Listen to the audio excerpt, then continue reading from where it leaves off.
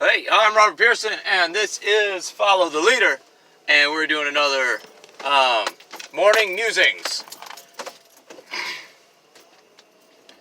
where I share some moderately interesting insights on the drive to work. Woo! Yay! Drive to work in the morning is generally a lot faster, so I'm not able to go as in detail, like full Bible stuff. So, as an electrician, I think a lot about light and dark, just because it's a part of my job, pragmatically. Constantly, I'm working in the dark to wire up things so I can turn the lights on. And as such, verses that have to do with the interplay of light and dark kind of stick out in my head as I read them or as they come up in sermons and stuff. And in Ephesians 5, early in Ephesians 5, there's a mention of that before you get to like the family stuff about halfway through. And there's several other references, but just the idea that when the light shows up, the darkness is kind of eradicated de facto. Even in the smallest light. You have mentions of, there's a Bible verse, I forget off the top of my head, that God created evil. He created good and evil. When you look in Genesis, God doesn't create darkness. It happens because he creates light. God said, let there be light. Check. And then he separated the light from the darkness. And the light he called day, and the darkness he called night. At what point did he make darkness? Darkness came into being simply because now light exists. There is, of logical consequence, places where there aren't light. And that's darkness. Anywhere there isn't light. One of the flaws in Gnosticism and Gnostic heresies are this idea that light and dark are equally opposed forces in just permanent battle. But the problem is, that's absolutely untrue. And dark and light exist in the same way that good and evil exists. Evil is the absence of good. Good is the default kind of state. Good is a thing that can happen and is. And when you remove all of the good, you're left with nothing but evil. It's kind of like the fact that there is shadow proves that light exists, right? The fact that you can have a place without light and a place with light. And in that same way, any small act of good kind of eradicates all of the evil around it or exposes it. It lights it up, which is the imagery that's going on in Ephesians 5. I can't narrow it down anymore off the top of my head. I want to say 12-ish, but I'm not 100%. Oh, no, is it the back end? Because Ephesians 5 starts right in there with like husbands and wives and children and parents. And then he starts going into that stuff. And then 6 starts moving into the armor of God. It's been a little while since I sat down and read Ephesians. But you can skim to it. You can do a quick Google search, dig it up. But it's in that block. Anyway, it shows up a lot throughout all the different verses where darkness and light are mentioned. You know, you have John, the light. The life was the light of men, and the darkness did not comprehend it. You have a lot of verses that talk about the interplay of light and darkness, and that God is light and there's no darkness in him at all. But because God exists, the antithesis thereof must, like an absence of God, exist. If he separates himself from evil, from the wicked, now you have that same division of light and dark and good and evil. And good is always the superior force, because the same way light is always the superior, because darkness isn't a force. Cold isn't a force. Heat is. Heat is the existence of energy at all. And cold is simply the absence thereof, that energy. There's a reason cold, dark, and evil are always associated with each other.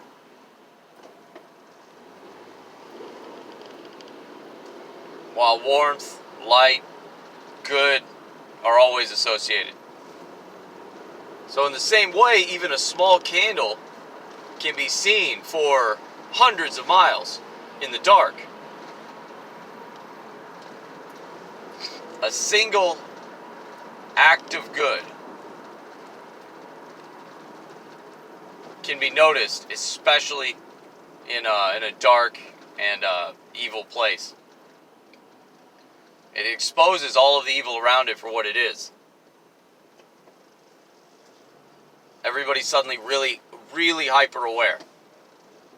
It's one of the reasons the entire world hates Christians, per se, is because simply being righteous near somebody who's living in unrighteousness, it upsets them. The Holy Spirit convicts them of sin and judgment, and they don't know what to do with it.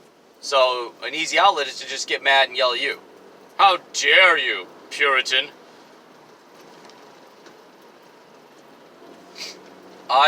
Just as a random example, I rarely cuss. Stuff happens. It's life. Cuss words aren't a sin per se. However, even just not cussing a lot, people notice. My entire adult life, I'll be working at a place for about 4 or 5 months, and then invariably, somehow, someone will mention that, like, dude, you never cuss. There was one guy I worked with, it became his goal suddenly to get me to cuss. Which turned into a bit of a fun game. But it was just fascinating to me that why does it bother you? Why is that a thing that you notice or care about? I don't know, it's interesting, isn't it? It's interesting.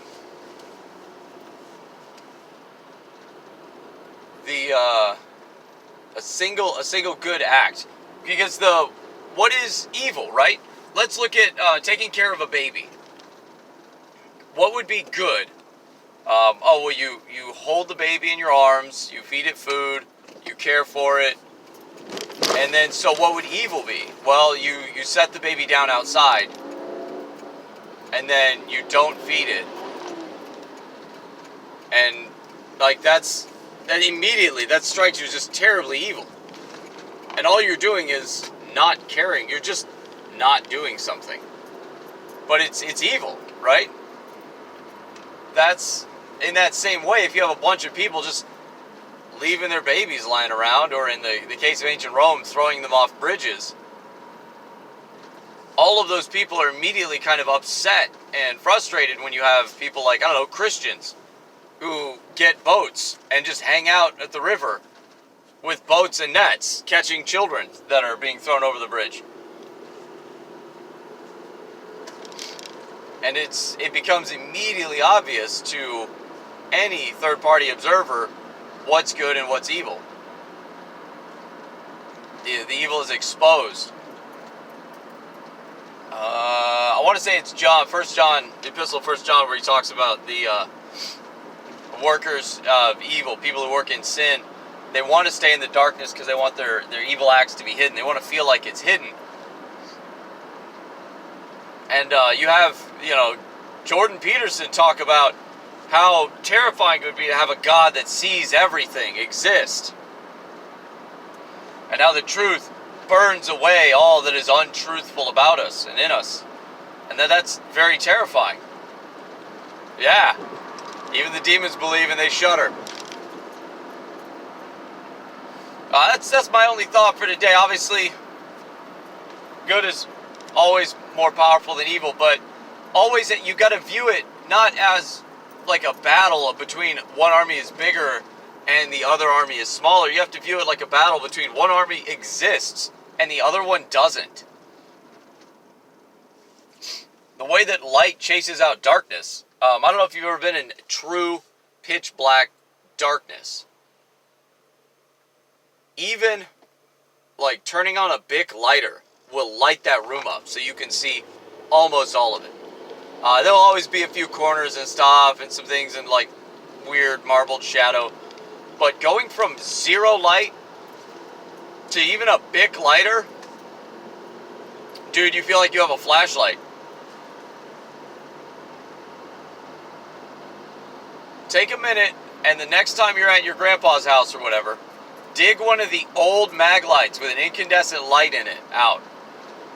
And take that into a closet and just see how dim the best flashlight on the market is. That was the best flashlight on the market for a very long time. And you get it next to even a $2 flashlight from a gas station nowadays. And you would think it was a candle. It's so dim and terrible. And that was the best. Every cop carried those, 2D cell, 3D cell mag lights. That was the best of the best. The brightest flashlight they made. The most durable and robust. And it was kind of garbage compared to what we have now. It was so dim. But because there was no other light, it was a powerful Boss flashlight for the day.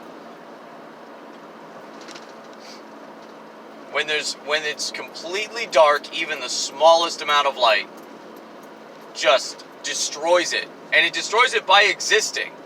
Just by being light.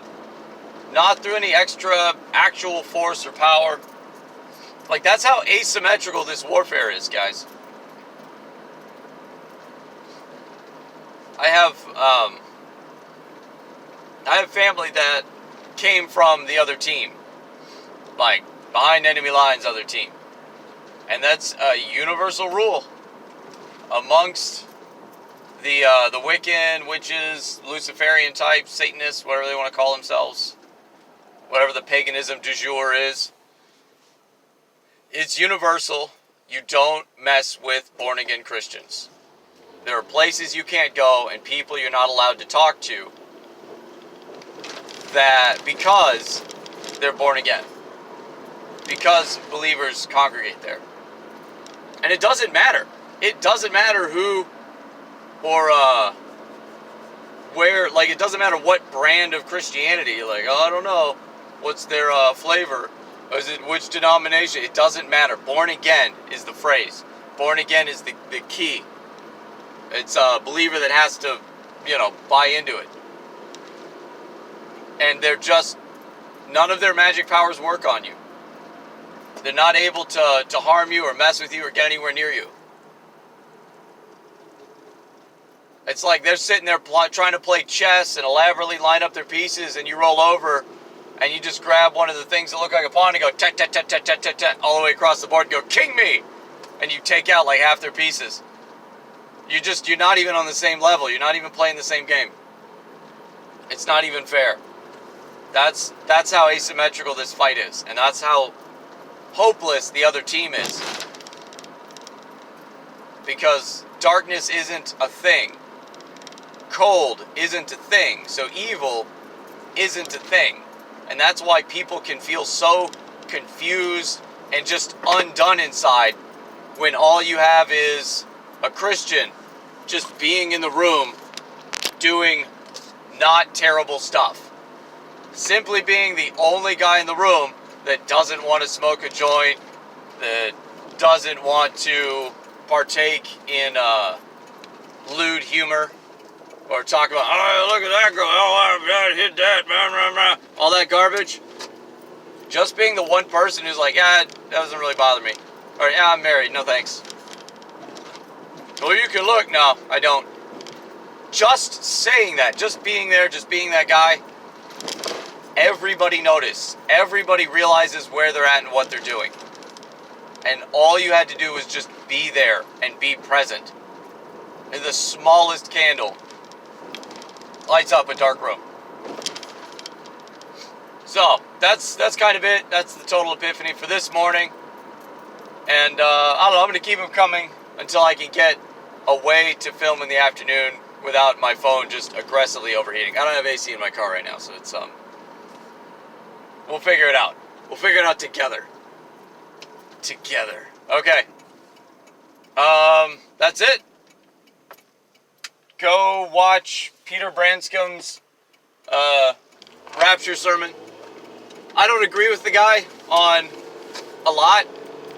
However, it is always refreshing to have an honest, godly man who knows his Bible well that you disagree with, to listen to him fully and completely. I love that stuff. And every now and then you learn something. You're like, oh, hey, that's cool. I got to reread that. So yeah, that's it. Go watch. He's got a full hour-long sermon that I'm only about halfway through right now. That's it. You don't have to take my word for it. Never, ever take my word for anything. Go read it yourself. Check the footnotes. And that's what Google is there for. It's a part of the beast, but it still does its job all right, mostly. And I bid you Godspeed. Farewell.